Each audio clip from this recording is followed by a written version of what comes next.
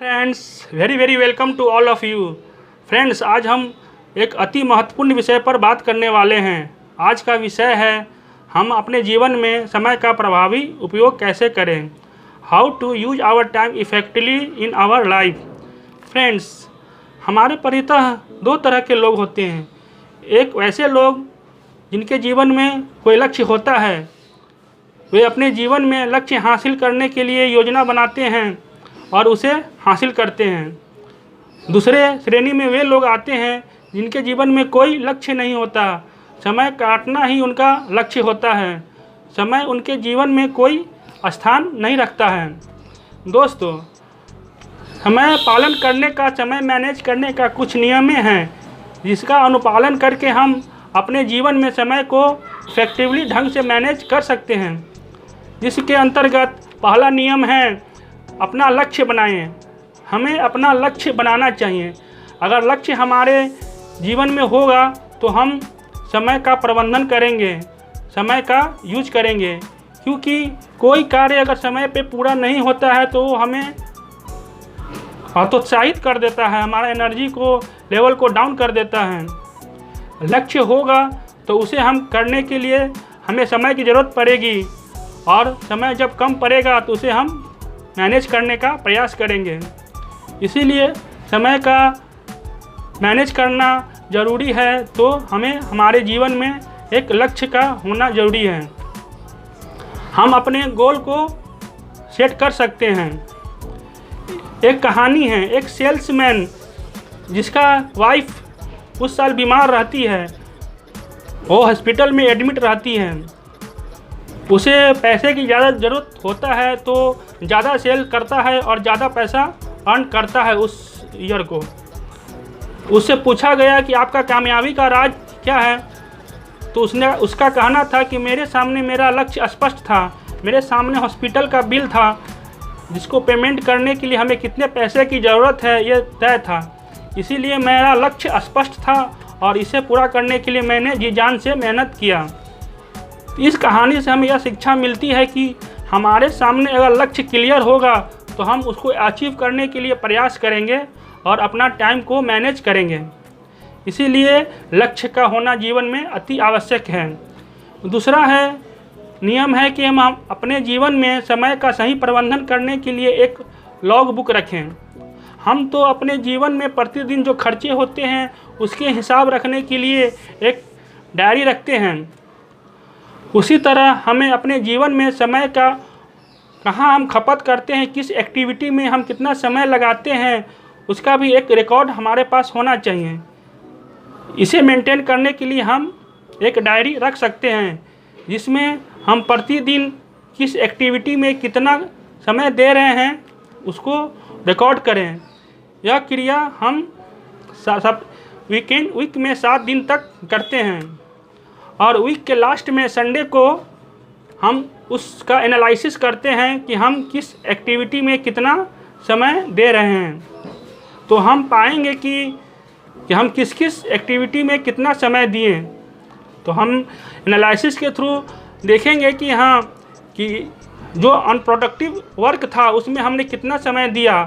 उस वर्क को हम अपने शेड्यूल से हटा सकते हैं।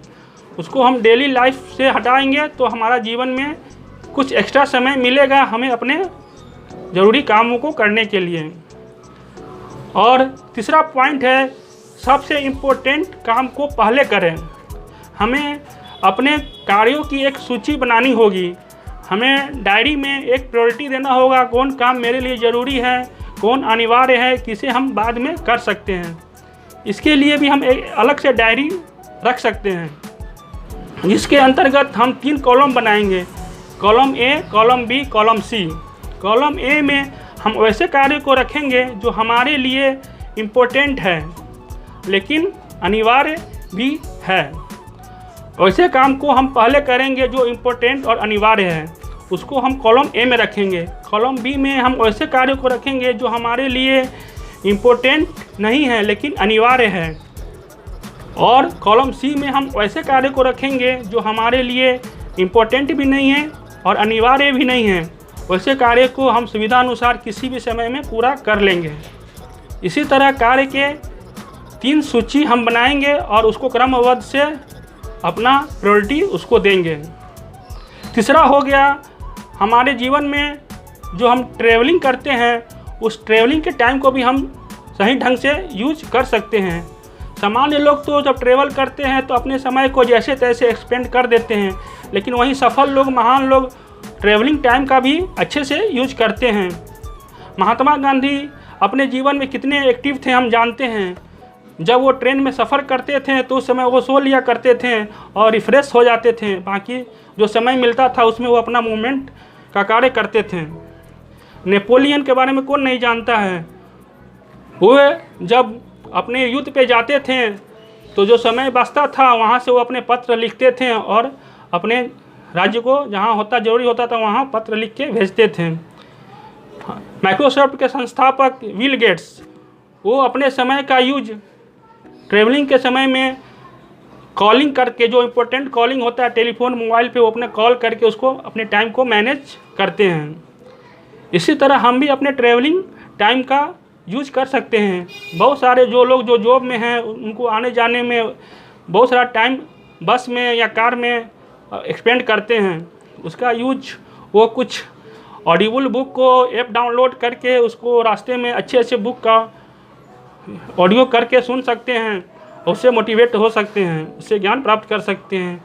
इसी तरह हमें भी ट्रैवलिंग टाइम को मैनेज करने का कुछ न कुछ तरीका अपनाना चाहिए, ये बहुत ही ज़रूरी है।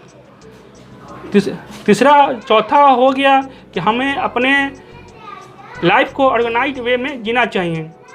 ऑर्गेनाइज्ड वे में जीने से क्या होता है कि हम समय को अनुशासित ढंग से पालन कर सकते हैं।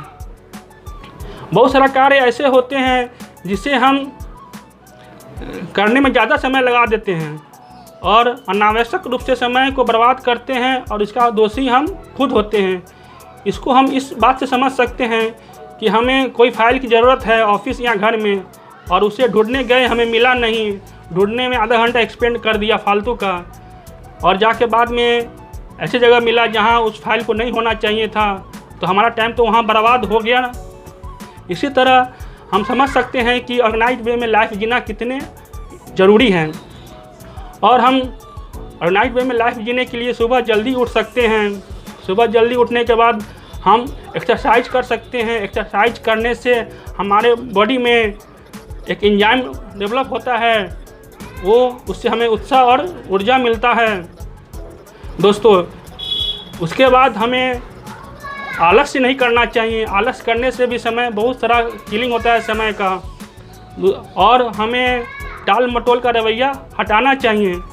हमें टाल मटोल करने का आदत होता है, हम ज़रूरी काम को भी टालते रहते हैं जो समय का बर्बादी है। टाल मटोल करना से हमारा जो समय होता है बहुत बर्बाद होता है, फिर वही काम को हम बाद में करते हैं और समय फालतू में ज़ाया होता है। हमें अपने जीवन में प्राइम टाइम का उपयोग करना चाहिए, ये भी हमारे लिए बहुत ही महत्वपूर्ण नियम है।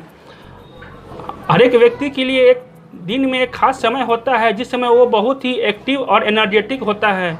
किसी के लिए यह समय सुबह का, किसी के लिए यह समय दोपहर का, किसी के लिए यह समय शाम का या रात का हो सकता है।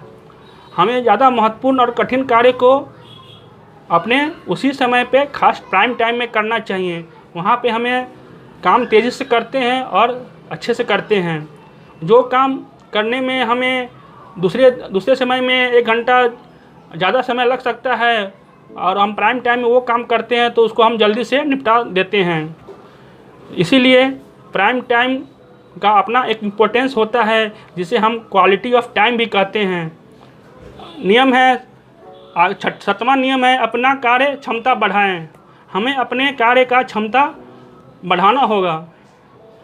इसके तुलना हम ऐसे कर सकते हैं, मान लीजिए कि हमने टाइपिंग सीखा, शुरू में हमारा टाइपिंग स्पीड 5 शब्द प्रति मिनट थे और अभ्यास करने के बाद हमारा कुछ समय के बाद टाइपिंग स्पीड 30 शब्द प्रति मिनट हो गए। तो ये हमारा कार्य क्षमता का बढ़ना हुआ। कोई काम को आज हम 1 घंटा में पूरा किए हैं और उसी काम को हम कल 45 मिनट में पूरा कर लेते हैं तो हमारा ये कार्य क्षमता का बढ़ना हुआ। कार्य क्षमता बढ़ाने के लिए हमें इच्छा शक्ति का होना चाहिए, हमारे पास नॉलेज होना चाहिए कि हम अपने कार्य क्षमता को कैसे बढ़ाएं। इसके लिए हम अच्छी बुक पढ़ सकते हैं, अच्छे लोगों को फॉलो कर सकते हैं। और 8वां पॉइंट हुआ, अपने जीवन में एक कार्य पूरा करने का डेडलाइन होना चाहिए। दोस्तों, डेडलाइन हमारे लिए बहुत ही इफ़ेक्टिव है। अगर डेडलाइन रहता है तो हम मेंटली रूप से प्रिपेयर होते हैं कि हमारे अमुक समय में मेरा काम खत्म हो जाना चाहिए। जब एक बच्चा एग्ज़ाम में बैठता है, अगर उसके पास एग्ज़ाम का टाइम 2 घंटे का है, तो वो ऐसा उसका प्रबंधन होता है कि हम 2 घंटे में सारा सवाल को क्लियर कर लें। वो अलग ही एक मेंटलिटी होती है। वैसा ही मेंटलिटी हमें अपने योजना में, अपने प्लानिंग में करना चाहिए, जिससे अगर डेडलाइन अगर हम डिसाइड करते हैं तो हमारे सामने एक स्पष्ट क्लियर एम बन जाता है और उसको पूरा करने के लिए हम एक योजना बनाते हैं और उस योजना को फॉलो करने के लिए, उस पर खुद को चलाने के लिए एक अपने अनुशासित वे में, एक डिसिप्लिन वे में हम अपने आप को तैयार करते हैं।